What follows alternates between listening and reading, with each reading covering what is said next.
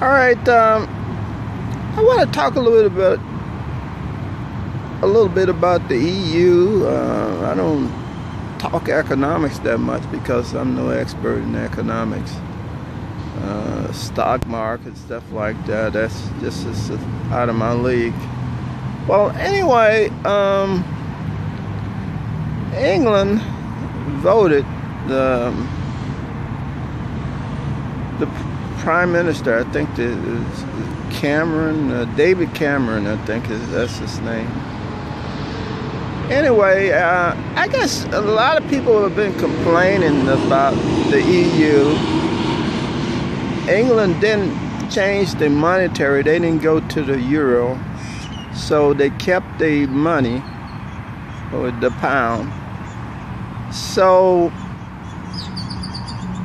I guess people have been complaining to David Cameron, putting a lot of pressure on him. Probably the people in Parliament, mainly.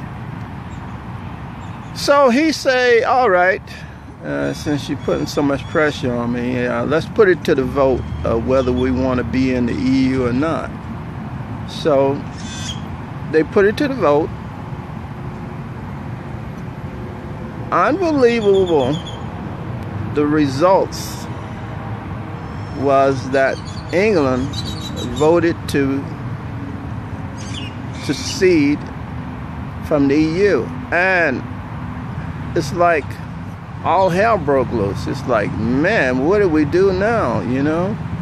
So the stock markets went down all over the world, and so now it's like the Labour Party, it's like they're in turmoil. It's like, man, it's like everything just went, went wrong. So I don't know now how they're gonna try to put things back together again. But the Parliament, members of Parliament, they also have to decide whether to secede from the EU.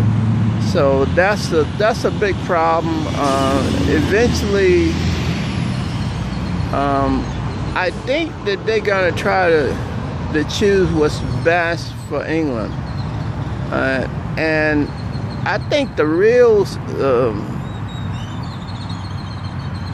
the main point that the main disagreements is that the immigration problem. Evidently, it was supposed to, I thought the EU was mainly supposed to be like some tariff or economic agreement, but somehow they end up throwing the immigration thing into there.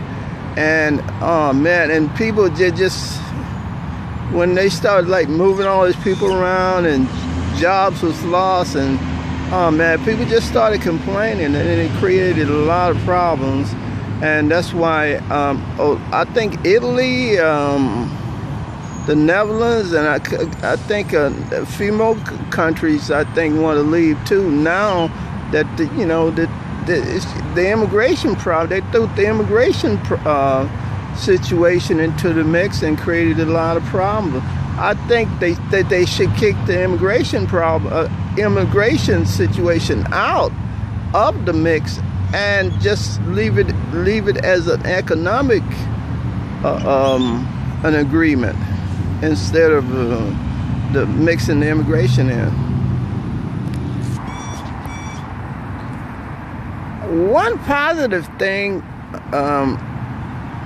that really happened to this country, I think, was that the vote validated Trump's situation as for his support for getting rid of immigration. Well, alleviating the immigration, really. But I don't think the situation is bad as it is here, as it is in England, because the people over there, they don't really have a choice. I mean, here we're fighting against it. Here we're fighting against it. We got states that's, you know, that's doing things, and I think well, Congress, they done some things too. So, and even the Supreme Court, well, they helped out a little bit, but I think in England they didn't have any recourse whatsoever, and so that's why they say, well, we gotta get rid of the EU because they're creating so many problems.